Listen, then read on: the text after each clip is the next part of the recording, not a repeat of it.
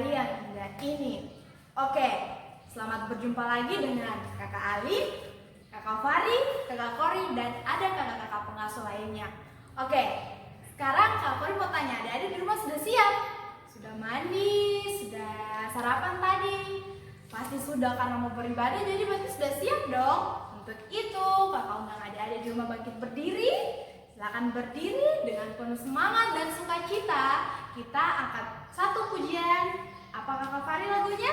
Kita menyanyikan lagu Hari Ini Kurasa Bahagia. Oke.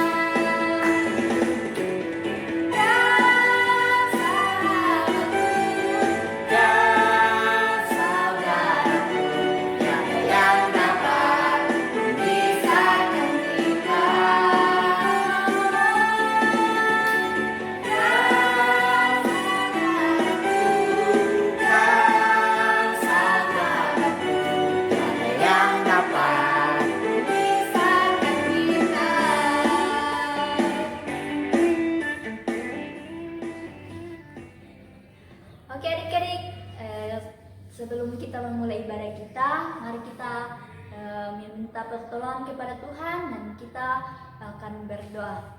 Kita berdoa. Tuhan Yesus yang baik, Tuhan Yesus yang luar biasa, pada hari ini kami akan memulai ibadah Tuhan. Engkau sertai kami, biarlah ibadah hari ini boleh terjadi sesuai seturut kehendak-Mu Tuhan. Ya Tuhan, lindungi kami, sertai kami Tuhan, dalam nama-Mu kami sudah berdoa. Haleluya, amin. Amin. Oke adik-adik, sekarang kita lanjut untuk lagu pujian yang kedua, yaitu apa Kak Fari? Allahku besar. Oke, Allahku besar. Semangat ya dan penuh sukacita.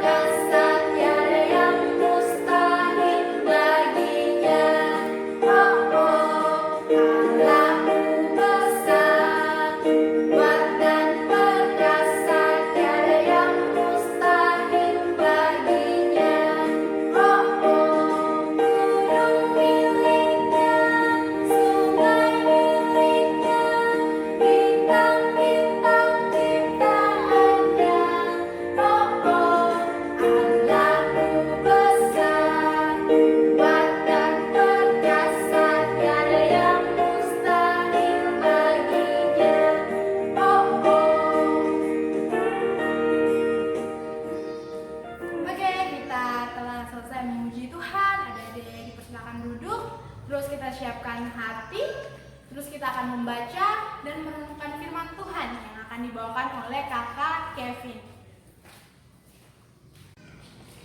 Halo adik-adik Parjemaat GKI Hermon Holohim di rumah masing-masing yang diberkati oleh Yesus Kristus Tuhan kita. Puji syukur pada Tuhan karena kita boleh bertemu kembali dalam ibadah sekolah minggu online di hari ini. Dan kita akan mendengarkan kebenaran serta cerita firman Tuhan yang diberikan bagi kita pada pagi hari ini. Untuk itu mari kita minta tuntunan Roh Kudus untuk membantu kita memahami firman Tuhan dengan kita bersatu di dalam doa. Mari adik-adik kita lipat tangan, kita tunduk kepala dan kita bersatu di dalam doa. Kita berdoa. Puji nama syukur kami haturkan kepadamu Tuhan, Tuhan Yesus yang baik, yang mengasihi setiap anak di dunia ini. Dan juga mengasihi adik-adik sekolah minggu Jemaat GKI Hermon Holohim. Secara khusus di pagi hari ini Tuhan, kami telah siap untuk mendengarkan cerita firman Tuhan, membaca kebenaran firman Tuhan. Untuk itu kakak dan adik-adik sekalian pada hari ini memohon kepadamu Tuhan agar Tuhan sertai, Tuhan berkati dan Tuhan lindungi setiap hati pikiran kita agar dapat membaca dan memahami firman Tuhan dengan baik seturut maksud dan kehendak Tuhan. Inilah doa dan permohonan kami, berilah Roh Kudus menyelingkupi hati kami. Haleluya, amin. Pembacaan firman Tuhan kita terambil dari Kitab Perjanjian Lama. Adik-adik bisa buka dalam Kitab Perjanjian Lama yang terdapat pada kitab 1 Samuel. Ya adik-adik, 1 Samuel pasalnya yang ke-13, ayatnya yang pertama hingga ayat yang ke-13. Mari kita buka secara bersama-sama adik-adik. Yang pasti kakak percaya bahwa adik-adik di rumah sudah siap dengan senjata rohaninya, yaitu Alkitab. Mari kita buka secara bersama-sama.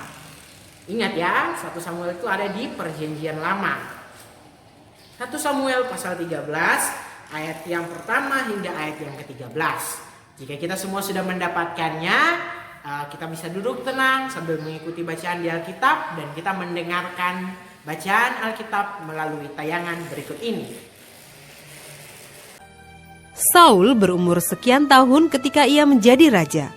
2 tahun ia memerintah atas Israel. Saul memilih 3.000 orang dari antara orang Israel. 2.000 orang ada bersama-sama dengan Saul di Mikmas dan di pegunungan Betel. Sedang 1.000 orang ada bersama-sama dengan Yonatan di Gibea Benyamin. Tetapi selebihnya dari rakyat itu disuruhnya pulang, masing-masing ke kemahnya. Yonatan memukul kalah pasukan pendudukan orang Filistin yang ada di Geba, dan hal itu terdengar oleh orang Filistin. Karena itu Saul menyuruh meniup sangkakala di seluruh negeri, sebab pikirnya, biarlah orang Ibrani mendengarnya. Demikianlah seluruh orang Israel mendengar kabar bahwa Saul telah memukul kalah pasukan pendudukan orang Filistin, dan dengan demikian orang Israel dibenci oleh orang Filistin. Kemudian dikerahkanlah rakyat itu untuk mengikuti Saul ke Gilgal. Adapun orang Filistin telah berkumpul untuk berperang melawan orang Israel dengan 3.000 kereta, 6.000 orang pasukan berkuda, dan pasukan berjalan kaki sebanyak pasir di tepi laut. Mereka bergerak maju dan berkemah di Mikmas, di sebelah timur Bet Awen. Ketika dilihat orang-orang Israel bahwa mereka terjepit sebab rakyat memang terdesak, maka larilah rakyat bersembunyi di gua, Keluk Batu, Bukit Batu, Liang Batu, dan Perigi. Malah ada orang Ibrani yang menyeberangi arungan sungai Yordan menuju tanah Gad dan Gilead, sedang Saul masih di Gilgal dan seluruh rakyat mengikutinya dengan gemetar. Ia menunggu 7 hari lamanya sampai waktu yang ditentukan Samuel. Tetapi ketika Samuel tidak datang ke Gilgal, mulailah rakyat itu berserak-serak meninggalkan dia. Sebab itu Saul berkata, "Bawalah kepadaku korban bakaran dan korban keselamatan itu." Lalu ia mempersembahkan korban bakaran. Baru saja ia habis mempersembahkan korban bakaran, maka tampaklah Samuel datang. Saul pergi menyongsongnya untuk memberi salam kepadanya. Tetapi kata Samuel, "Apa yang telah kau perbuat?"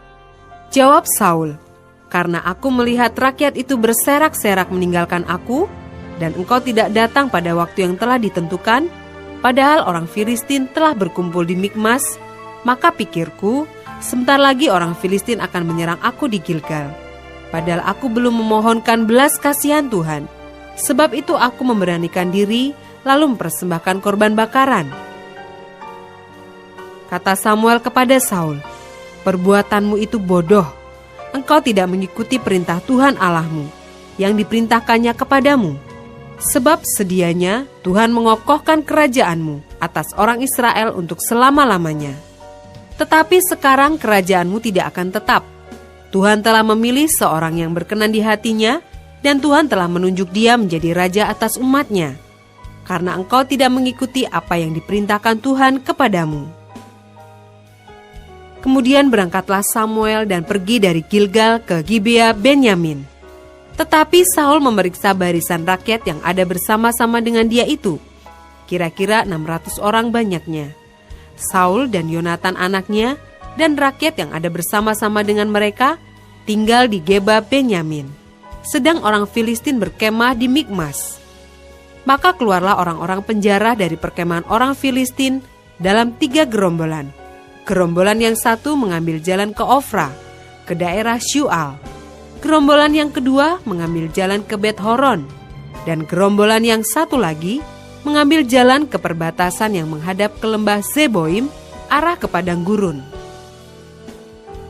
Seorang tukang besi tidak terdapat di seluruh negeri Israel, sebab orang Filistin berkata, "Jangan-jangan orang Ibrani membuat pedang atau tombak."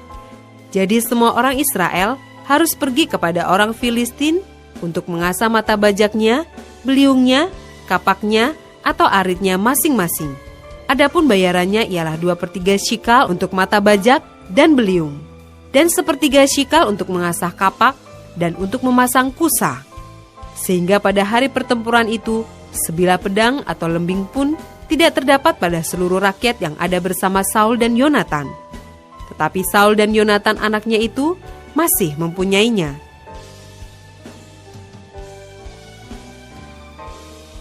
Ayat 23, kepahlawanan Yonatan. Dan suatu pasukan pengawal orang Filistin telah keluar ke pelintasan gunung di Mikmas.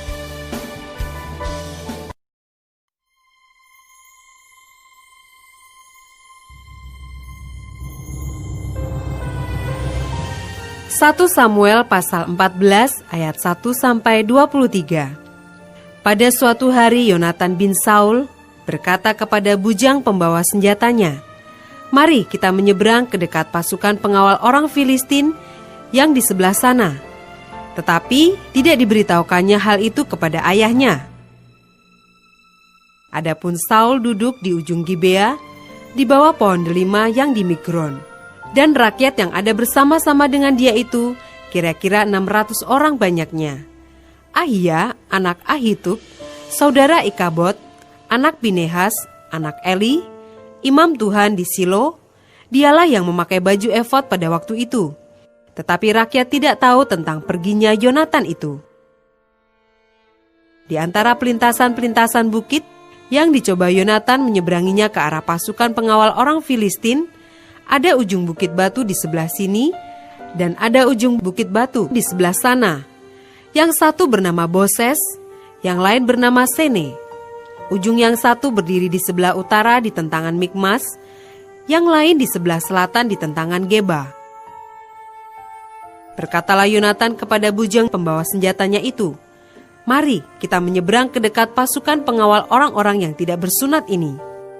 Mungkin Tuhan akan bertindak untuk kita, sebab bagi Tuhan tidak sukar untuk menolong, baik dengan banyak orang maupun dengan sedikit orang." Lalu jawab pembawa senjatanya itu kepadanya, "Lakukanlah niat hatimu itu. Sungguh, aku sepakat."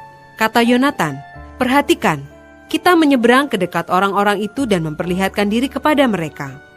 Apabila kata mereka kepada kita begini, 'Berhentilah, sampai kami datang padamu,' maka kita tinggal berdiri di tempat kita dan tidak naik mendapatkan mereka.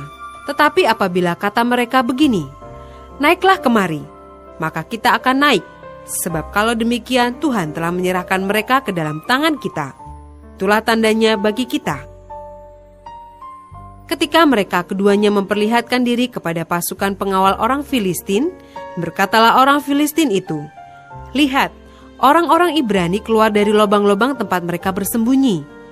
Orang-orang dari pasukan pengawal itu berseru kepada Yonatan dan pembawa senjatanya. Katanya, "Naiklah kemari, maka kami akan menghajar kamu." Lalu kata Yonatan kepada pembawa senjatanya, "Naiklah mengikuti aku, sebab Tuhan telah menyerahkan mereka ke dalam tangan orang Israel." Maka naiklah Yonatan merangkak ke atas, dengan diikuti oleh pembawa senjatanya. Orang-orang itu tewas terparang oleh Yonatan, sedang pembawa senjatanya membunuh mereka dari belakangnya. Ya, adik-adik, puji nama Tuhan karena kita sudah membaca sedemikian jauh pembacaan firman Tuhan kita hingga ayat yang ke-13 ya. Sebenarnya ini dibaca sampai ayat yang ke-22, mohon maaf, 22, tapi dari pembacaan Alkitab Sinode bilang kita baca sampai ayat yang ke-13 supaya menjadi bahan perenungan buat kita. Ya baik, mengawali cerita firman Tuhan hari ini adik-adik, kita perlu mengerti apa itu arti ketidaksetiaan. Kalau setia adik-adik tahukah tidak? Setia itu berarti melakukan segala sesuatu itu sampai selesai. Kalau setia, kita setia, misalnya orang tua suruh kita kerjakan sesuatu, kita kerjakan dengan setia sampai selesai. Kalau ketidaksetiaan itu berarti kita tidak melakukannya sampai selesai. Misalnya adik-adik dapat PR di rumah, kerjakan nomor 1 sampai 10. Adik-adik setia mengerjakannya meskipun susah, dia kerjakan sampai selesai. Kalau tidak setia berarti dia kerjakan tidak sampai selesai. Nah, itu tidak setia dan setia. Dan pada hari ini kita belajar tentang ketidaksetiaan Saul. Kita lihat bahwa Saul adalah raja pertama bangsa Israel.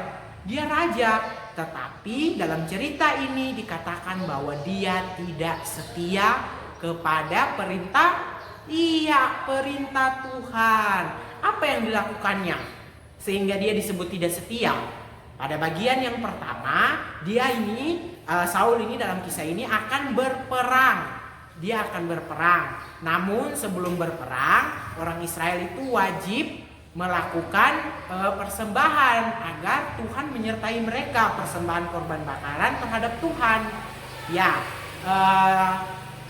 Saul sudah melakukannya. Di situ dalam ayat ini dijelaskan dengan sangat jelas bahwa Saul sudah ingin melakukan korban bakaran.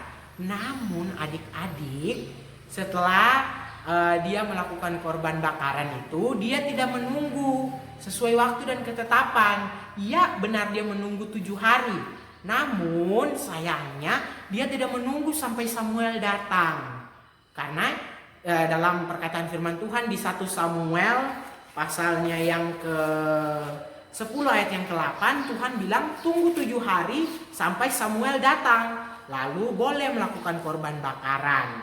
Namun karena ketidaksetiaan atau ketidaktaatan dari Saul, karena dia takut mau diserang, akhirnya dia membakar korban bakaran terlebih dahulu. Dan akhirnya Samuel datang. Samuel marah dia.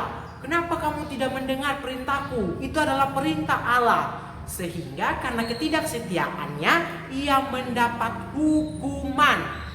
Nah, yang dapat kita lihat pada ayat yang ke-13 dan 14.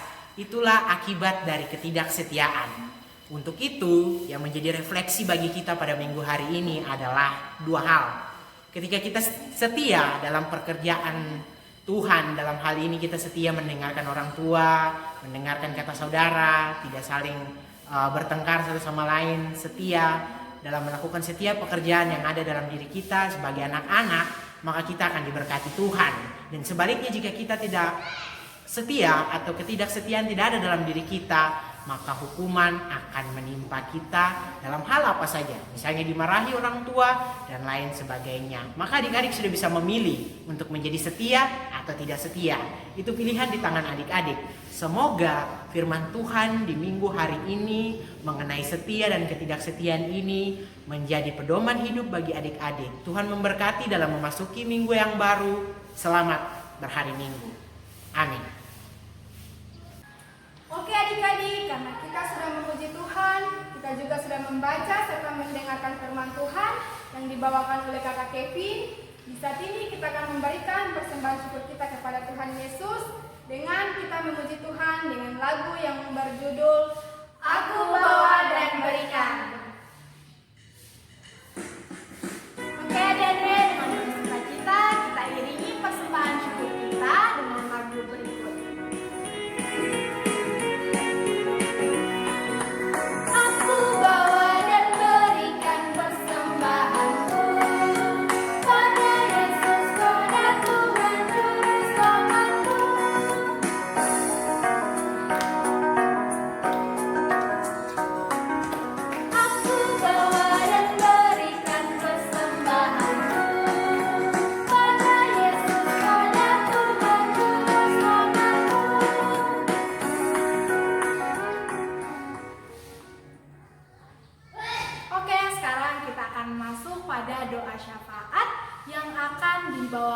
oleh kakak Kevin.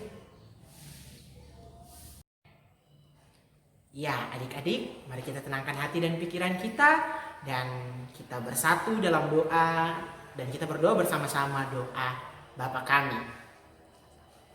Bapa kami yang ada di surga, dikuduskanlah namamu, datanglah kerajaanmu, jadilah kehendak-mu di bumi seperti di surga. Berikanlah kami pada hari ini makanan kami yang secukupnya, dan ampunilah kami akan segala kesalahan kami, seperti kami juga mengampuni orang yang bersalah pada kami, dan jangan membawa kami ke dalam pencobaan, tetapi lepaskanlah kami daripada yang jahat, karena Engkaulah yang punya kerajaan dan kuasa dan kemuliaan sampai selama-lamanya.